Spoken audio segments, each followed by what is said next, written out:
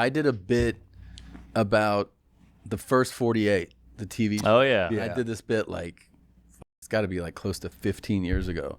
That show is still on, by the way. I just hung out with the producers and the entire Tulsa homicide detective squad. Whoa. The show there because they filmed there, and it was amazing. They're the best. But when that show was like exploding, I came up with I did this bit about it. It was kind of a long bit about all the, basically the parts of an episode and like the stages it goes through, and throughout it, I'm basically being like, yeah, all the suspects are black. Yeah. Right? Without saying that, but I'm citing like how the interviews like. I actually forget how it goes, but like how I don't know like Knucklehead or whatever his name was, Dookie Shoes, shit like that. I don't know Dookie Shoes. I've seen him, but I don't know him, like all that. Yeah. And I was like doing all these, and I realized that I toured with that bit for like 2.5 years, right? Yeah. Until I recorded it. So many shows, and it had like all this me doing like this essentially like a black impression and like specific things.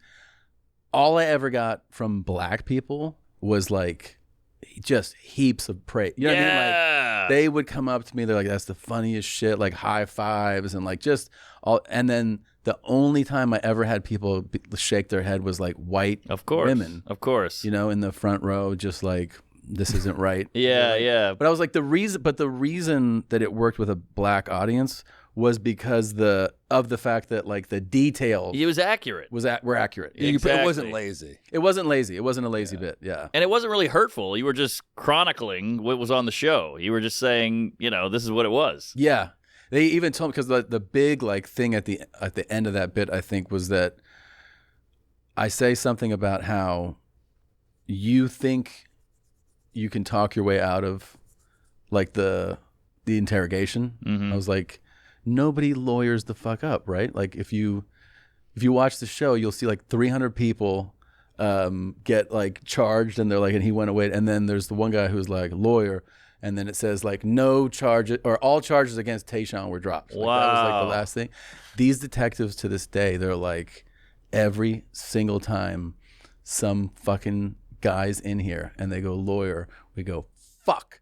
And then we walk out, and they're like, he fucking watched Segura's thing. Like, oh, you're like saving lives. Yeah, the guilty lives. Yeah, guilty lives. yeah, you're Johnny Cochran. It's great. It's great. Holy I've never shit. seen the show, but That's amazing. but I know what it is. Oh clearly. my god! It's a Because brilliant at this show. point, it's like literally is I think 20 seasons of the show. Wow. And they've been into it comes and goes from different cities, but fascinating thing that 28 seasons. 28. But I think that's only since 2004. Right. Okay. Maybe run 2 seasons a year or something. I see. So last year, like Tulsa is actually it's not a huge city, but it's like several 100,000 people. Mm-hmm. They had 100% conviction rate on homicides. Wow. That's bananas. That sounds crooked. What's that? It almost sounds crooked. Yeah. There was 52 murders. They fucking closed all 52. Damn. Which is really nuts, man. Like if you look at the close rate on some other state like New Orleans, it ain't fucking 100%. Oh, dude. it's in the negative. Yeah, it's yeah. There's it's really really rare, man. So that's like killed a guy. solve rate.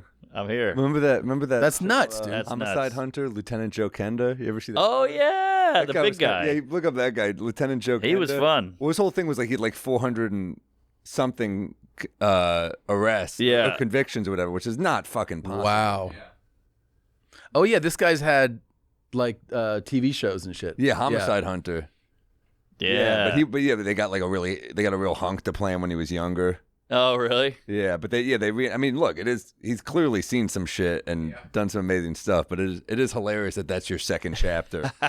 After just putting dudes away, you're just like he's cocky as fuck. Yeah. He looks in the camera, he has catchphrases. He says shit like my oh my. Oh, He's got merch. I mean, at a certain point, like he's kind of like other cops are probably like, this guy's a fucking cruise ship act at this point. Right. But dude, you gotta watch First 48. Oh, I'm gonna it's watch great. it. It's so entertaining and it's so real. Yeah, it's the realest thing. I remember that, like, in the bit I make, what is it? Oh, shit, 91. dude. That's really We're impressive. we're pretty corrupt as well, by the way. That's like our thing.